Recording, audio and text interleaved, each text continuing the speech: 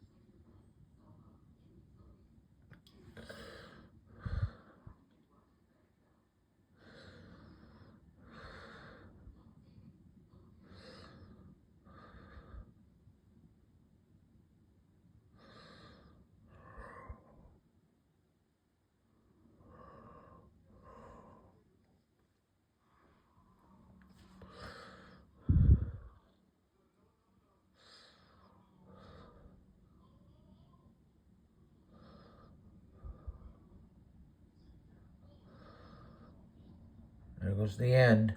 And there you have it. 700 train of Csx L190-06 eastbound mixed freight train. That originates from the Parkersburg, West Virginia, Parkersburg Yard, heads east to Grafton, West Virginia, where it terminates at the Grafton Yard on this Monday, January 6, 2025, for Josh Rhine on my YouTube channel. Alright, you guys in the next video. Roll 'em.